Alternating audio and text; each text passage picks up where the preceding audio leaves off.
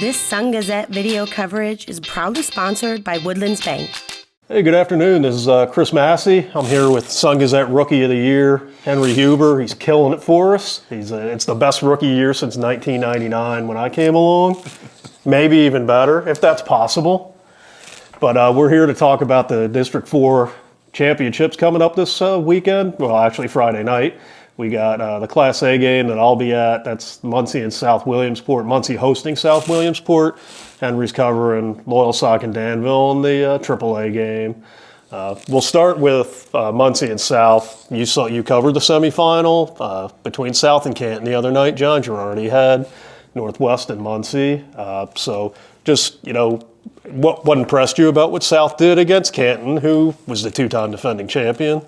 I think the key lately with South has been I guess not the renewal, but the establishment of the pass game. Mm-hmm. Tad Lusk was on point with a lot of deep balls, and the receivers Landon Gephardt and Daniel Scheller really played a big role as well. Yeah. And that ended up being key. I think that'll also be something worth watching for this upcoming matchup because the time I covered Muncy against Hughesville, Wetzel, Tyler Wetzel, Tyler Wetzel threw for almost 300 yards and played a big role in them keeping that close. Yeah, so. Yeah, and that's South for the last 20. I've been here since '99. It's basically been. Like Herman Boone said, remember the Titans? It's like Novocaine with his veer offense. South doesn't run the veer, but they want to establish that run. They want to impose their will. But like you said, when they have that passing game to offset it, to keep teams guessing, I think that makes them really dangerous. And I think that's, Tad Lusk, his stats are kind of crazy because he has I think since he became the starter in week 6, he's around like 40 completions, 700 yards. But 15 of those completions are for touchdowns, so they're making the most out of that. And I think that loosens up the box and, makes it easier for them to run. As well as, being that opponents typically expect them to run. Mm-hmm. And they're still as, powerful with Ryan Casella and, the recent emergence of Kaiser Kistner as a big role. It's kind of... It's more of it catches the defense napping off guard. They're not expecting it. Yeah, and now you've seen Muncy this year, and I've covered them a couple of times, and I have a column about this in Friday's paper. I think these two teams are kind of mirror images in the sense that I think they're constructed the same way. They have the same physical mindset. They want to establish the run. They want to play tough defense. But like we said with South, Styles Iyer is coming off a game where he threw for 175 yards. He threw it really well against South the first time.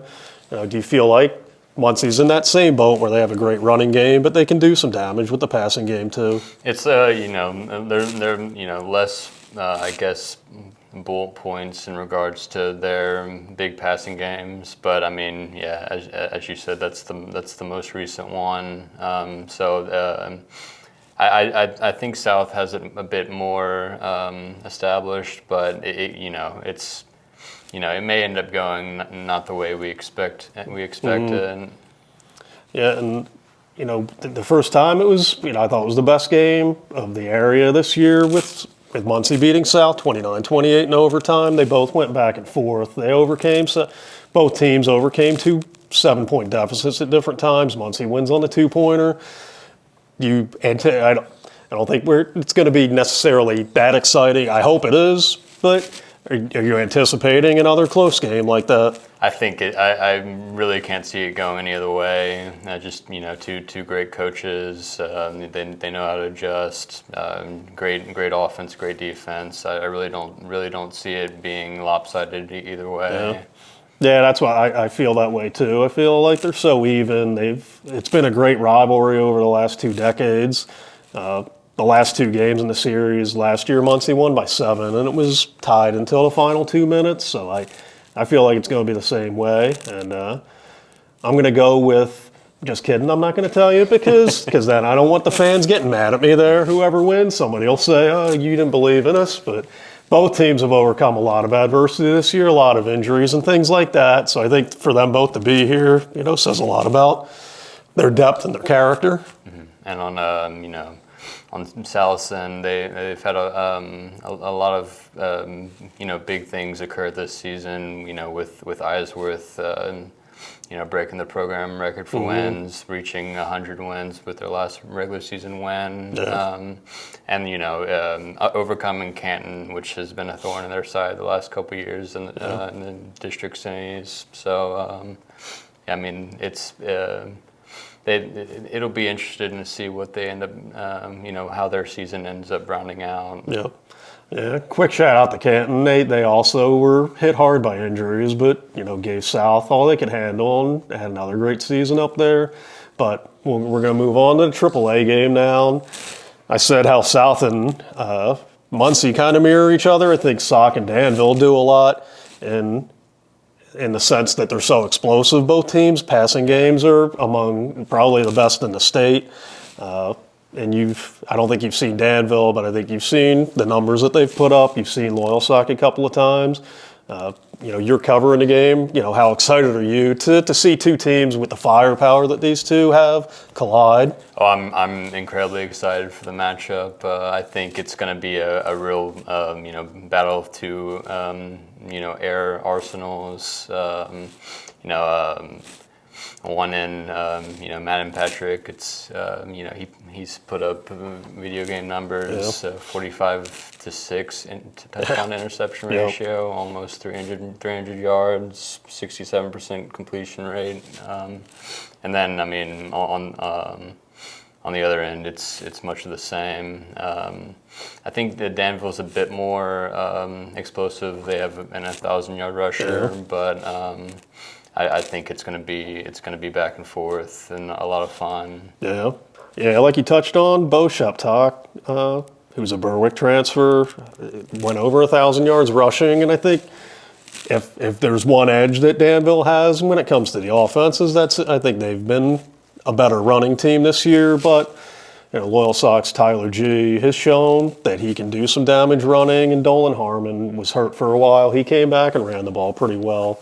Do you feel like maybe whoever does run the ball better, who can keep the pressure off their quarterback, has a better chance to win this game? I think it's more about probably just limiting mistakes. I know with some of Loyalsock's games, being the more lopsided ones, they had opportunities to keep it close. I'm blanking a bit on the exact scenarios, but I believe against Southern they were in position to make it a one-score game in the first, and I think failed on a fourth down attempt. Inside Southern's territory. It was a similar situation with Troy. So I think in Loyalsock's case, it'll be about limiting some of those mistakes, or converting on those fourth downs. Yeah, and building off of that, I know in last year's title game at Danville, it was kind of the same thing. Danville ended up pulling away, but at the end of the first half, Sock was inside the 10 and wasn't able to score. And then they opened the second half, and same thing. They got inside the 10, but weren't able to convert. And I think Danville went down the field and scored there, so it was a 14-point swing. And against a team like Danville, they're going to have to finish those drives and cash in, because they're both great teams, but I think Danville's the favorite going into this. So it feels like Sock is going to have to play one of their most complete games of the season to win this. 100%. No, I 100% agree with that. It's going to be just about combating that. Just going against offenses like that, you really can't afford to be not converting on your opportunities. It'll be something that could be an X factor is the weather. I think they're calling for rain. It depends on which forecast you listen to. They're 90% of the time the weather forecasts are wrong anyway. They're wrong more than we are in the picks every week. But if it does rain some, that could affect the passing games. Now Danville Loyalsock is on turf, so I don't think it would have as big a deal. But it's something that could be an X factor, especially with ball security. 100%. Yeah, no, I mean, if it becomes more of that battle, I really don't know what to expect. Yeah. It'll be interesting, you know. I hope it doesn't affect, because I love the passing game, so I love the way both of these teams sling it around the field. And if Chris Masse was an offense coordinator, I'd probably be dialing up passes 95% of the time.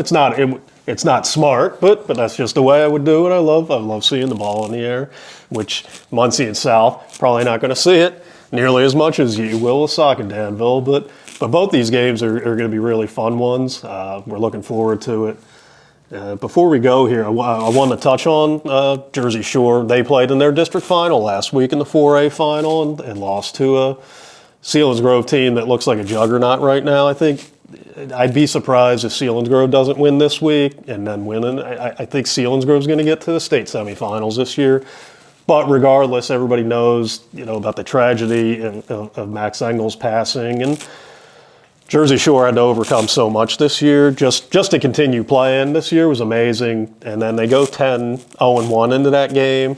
I just thought it was an incredible tribute to Max Engel and who he was as a player, a person that Shore was able to do what they did. And you haven't seen Shore, you know, was that your takeaway, that it was just by them getting as far as they did was pretty impressive? Oh, I mean, it's a huge deal, and you know, I'm sure that you know, Max is, you know, looking down and happy with you know, what they were able to accomplish. Yep. Yeah, and you saw Shore once or twice this year? Against Lewisburg, that was the only time. Yeah, we threw you into the fire. That was week 2, and anybody that, I mean, most of you have probably seen Jersey Shore play, and you know they run their offense like an IndyCar 500 race. I mean, it's a mile a minute, and it's hard to keep up with, but it's pretty entertaining to watch. Oh, so much so, and you know, had a guy there to help me, thankfully. But, yeah, Chris Davis, he's a lifesaver for us in the media. It was, but I mean, they really impressed, and you know, I'm looking forward to potentially covering them more in the future. Yep, they say tradition never graduates there, and they've lived up to that motto the last 10 years, and I think they'll continue to do so. So I think that'll do it. We're excited about the games Friday, and you know, we're guaranteed one winner with Muncy and South. The winner of that game moving on, and if Sock wins, we'll have 2. Either way, we'll probably be talking some more football next week. So stay dry Friday. For Henry, this is Chris. Have a good one.